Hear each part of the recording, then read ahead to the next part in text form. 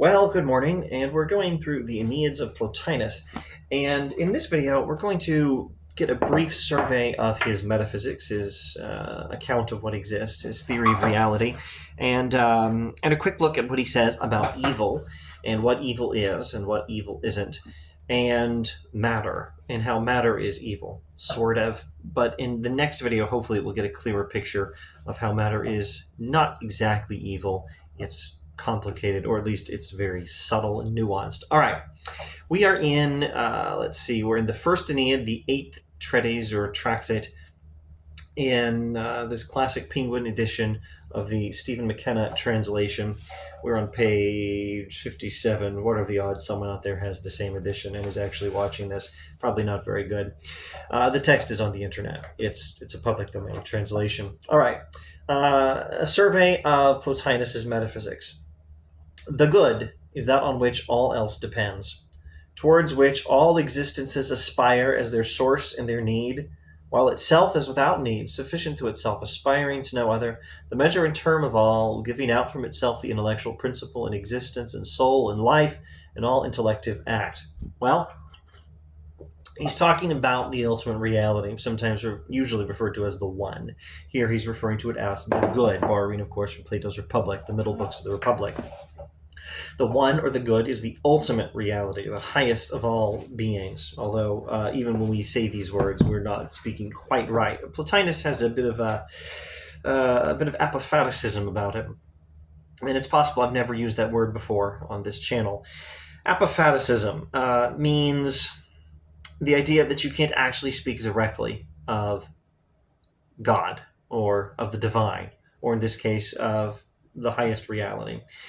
Even to say it's the highest reality is to use ideas that fit within our own minds, but no idea that fits within the human mind can properly comprehend a divinity which is beyond, infinitely beyond our minds. So sometimes you can say what God is not more easily than you can say what God is. You have to at least understand that when we do talk about God using when we do make affirmations about God, when we say the divine is the highest reality, the divine is the one, it has perfect unity, the divine is the good itself, is the source of all goodness, it's the source of all reality. When we say these things, we're still using concepts that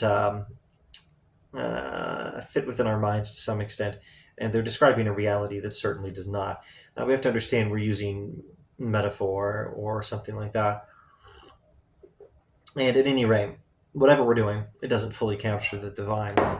So Plotinus has this way of talking. He'll use one way of affirming something about the ultimate reality, and then at another time he'll say, yeah, it's sort of beyond being. It's beyond our descriptions of it. In fact, he'll do that right here. All until the good is reached is beautiful. All until the good is reached is beautiful. The good is beyond beautiful, beyond the highest, holding kingly state in the intellectual cosmos. Now that's clearly metaphorical language there. It's beyond beautiful, beyond the highest. That's apophaticism, saying what God, what the ultimate reality is not. It's beyond any category we can comprehend. Which is not to say it's not beautiful, or it's not the highest. Of course, God is beautiful. God is the highest, but also beyond any concept we have of such things. And then an affirmation that's clearly a metaphor, holding kingly state in the intellectual cosmos. Okay, so I'm talking too much about the way of talking that Plotinus uses. Let's move on from there and go back to what is he actually saying. Well, first of all, he's giving a survey of his metaphysics yet again, his account of reality. And there is, maybe we should say there's one divinity with different levels, or maybe we should say there's three divinities. I'm not entirely clear myself which way of describing Plotinus' metaphysics is correct. Actually, I'm sure one of them is correct. Different levels of divinity. I'm sure that's correct. Okay, so there are different levels of divinity, and Plotinus so far is talking about the highest level, the ultimate level, the good itself, the one itself. And then one layer down, the next level of divinity, that's Greek nous, mind, the intellectual principle, he'll sometimes describe it. There's the one itself, then there's nous, then there is universal soul. And then below that individual souls. You could think of universal soul as the soul of the universe, the soul of the world, something like that. And you can think of individual souls as well, your soul and my soul. Also, the souls of animals. Animals have souls. This is pre-modern metaphysics. It's Descartes and afterwards where we don't think animals have souls. As a rule, many in the modern world try to stick with the pre-modern ideas, as we should. All right, the good is the ultimate reality on which all else depends, and it itself is self-defining, and it itself is independent of everything else, and in its infinite goodness, it I almost want to say gives birth to everything else, or let's see if he uses some language himself. Everything else aspires to it, giving out from itself the intellectual principle. Let's just say that the good itself is the ultimate reality, and everything else aspires to it, and it gives out from itself all lower levels of reality. All right, so then we have, let's skip a few lines, then we have the intellectual principle, the second layer of divinity, nous. The intellectual principle we're discussing is not of such a kind. It possesses all, it is present to itself by itself presence, it has all by other means than having, for what it possesses is still itself, nor does any particular of all within it stand apart, etc. The intellectual principle is the first act of the good in the first existence. The good remains stationary within itself, but the intellectual principle acts in relation to it and, as it were, lives about it.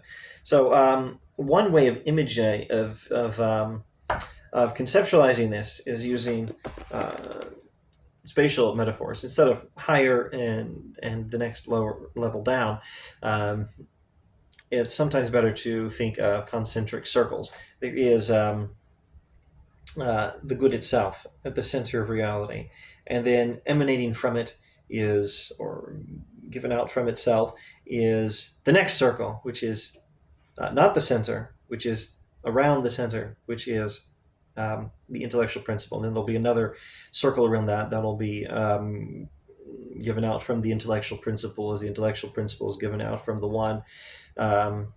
Not in all the same respects, but in some respects. The one gives out the intellectual principle will give out the one. The intellectual principle will give out the third layer, not the one, the soul, universal soul. And then outside of that will be individual souls, and here we wouldn't have circles, we just have dots surrounding it. That would be one way of conceptualizing this, in a pretty good way. All right, let's go back to my higher lower, though. We have the good, and then the intellectual principle, which... I don't know if this is the right way to say it, but is in communion with the good, or let's just say it's contemplating the good. That's a better Plotinian way of speaking, I think. And note that the intellectual principle is the first act of the good in the first existence. So the word existence doesn't strictly speaking apply to the good, because remember, when we say existence, we have an idea in our heads that we have some comprehension of, and the good itself is beyond anything we can comprehend. It's not that it doesn't exist. Certainly not that. It's beyond existence. Or, of course it exists, but it's beyond any idea of existence that we can comprehend. I can comprehend the existence of this teacup.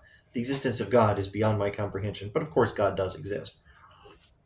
I think that's more or less what Plotinus is doing there. Anyway, intellectual principle and third level, second level down, second motion down, the good and the one, down to the intellectual principle, nous, and then down to the soul. The soul, outside, circles around the intellectual principle, and by gazing upon it, seeing into the depths of it, through it sees God. All right, here he's using the word God for the one, so he's going back to that circle imagery. Concentric circles, we have God, the one, the good, at the center of all reality. And then surrounding it, given out from it, is mind, divine mind, nous, the intellectual principle. And then another layer, another circle given out from the soul, from mind, from nous, is universal soul, which looks up to intellectual soul.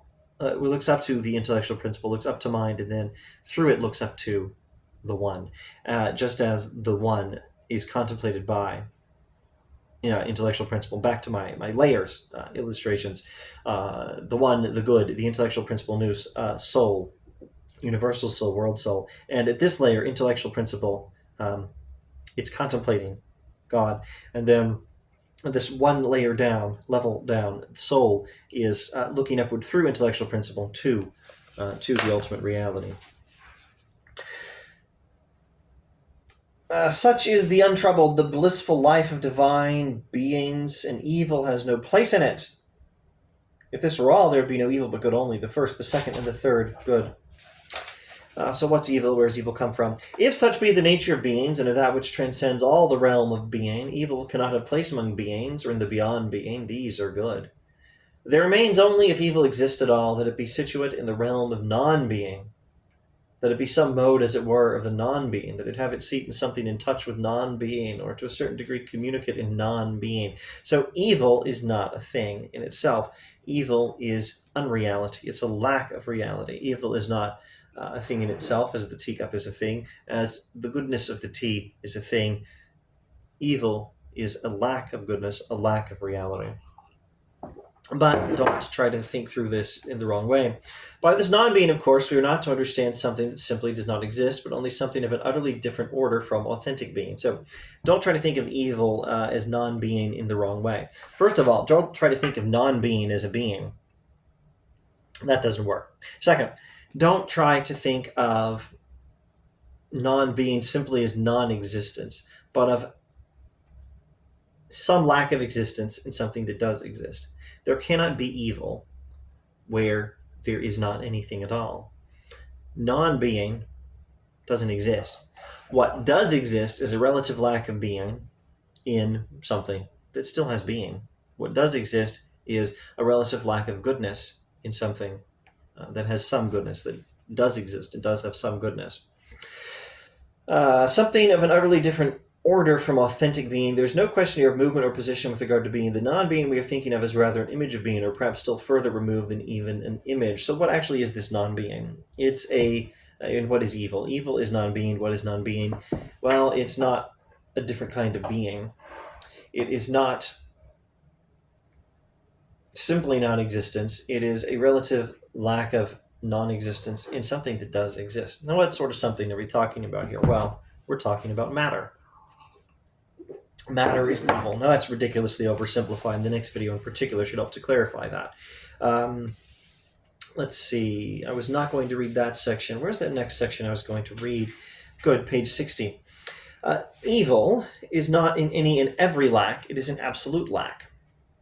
Evil is in absolute lack. What falls in some degree short of the good is not evil. Considered in its own light, it might even be perfect. But where there's utter darth, D-E-A-R-T-H, there we have essential evil, void of all share in good. This is the case with matter. Okay, so evil is not simply lacking goodness. It's really lacking... Actually, here I almost spoke like Augustine. St. Augustine, church father, who got some... who derived great benefit from reading Plotinus, but is still not exactly a Platonist. Augustine would say, I think, evil is a lack of goodness, not as such, but evil is a lack of the goodness a thing is supposed to have. I don't think that's what Plotinus is actually saying here. Did I just lose my place? No, I didn't. Evil is not just what falls in some degree short of the good. Evil is utter darth. Evil is an extreme lack, a complete lack of goodness. So what does that mean? Again, back to the upper and the downer, the levels of reality. Good heavens, 14 minutes. I need to wrap this up. All right. There's the good. There's the intellectual principle. There's world soul. Then there's particular souls below that. And there's the world that the particular souls inhabit. I could have arranged this a little better with my screen. The one, the intellectual principle, universal soul, then individual souls below it, and then the world these individual souls inhabit. And at the bottom of that world, the very edge of reality, so to speak, that's matter.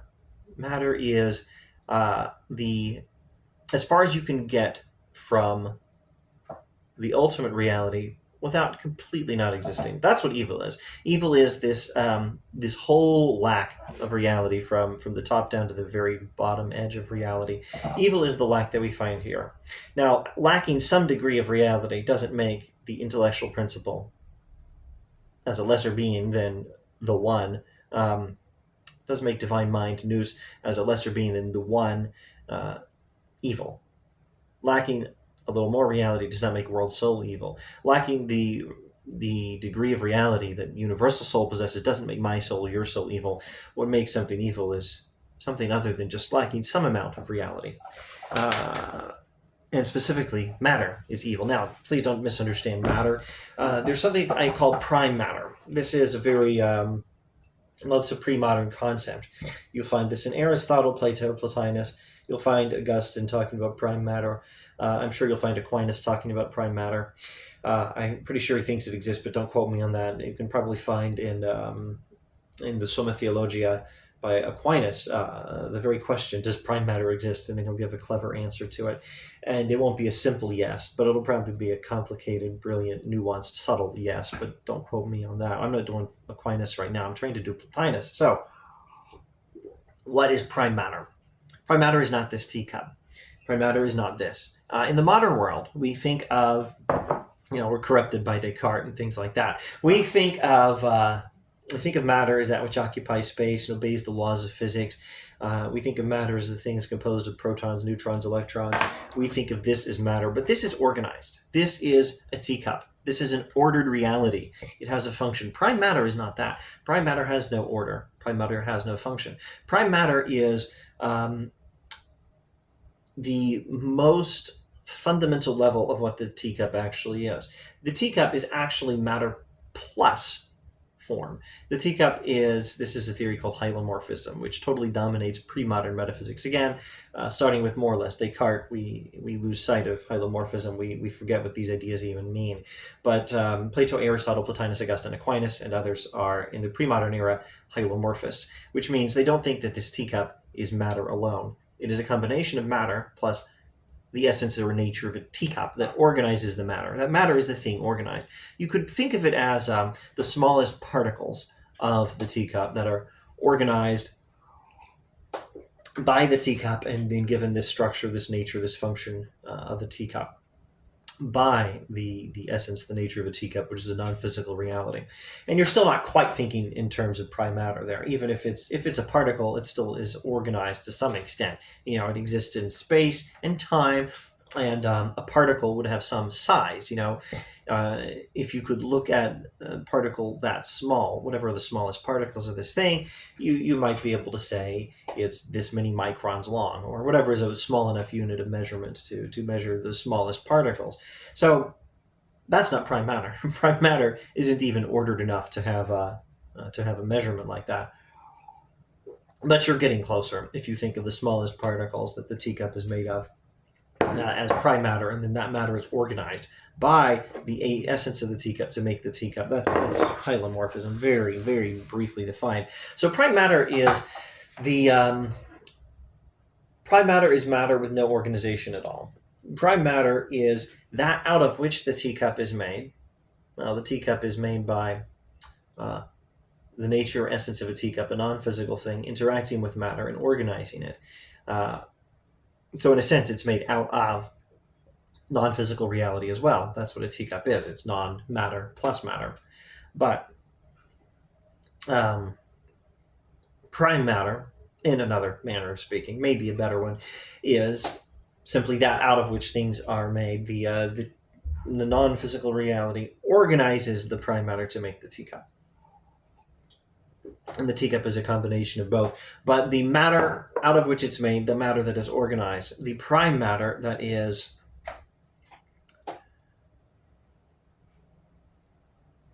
prior to all organization by non-physical reality and is organized by non-physical reality, that's what we're talking about. Prime matter is barely even existent, completely disorderly, and matter works on it to make the physical world. So back to our illustration, trying to make better use of my screen here.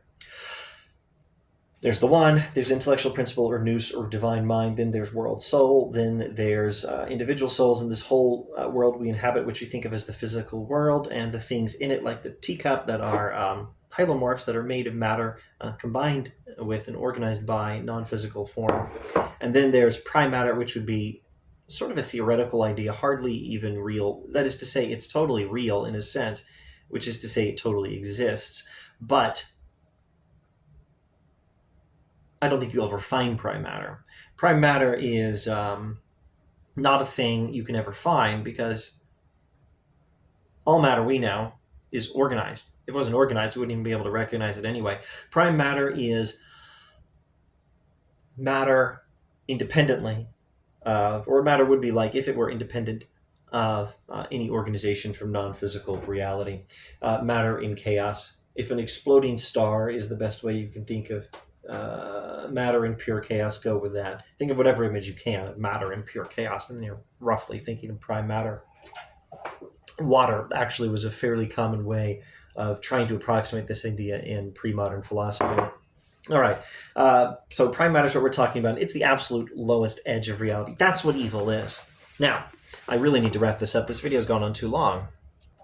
All right, let's just clarify one or two things and read a very little bit and then wrap this up. First thing to clarify, the soul,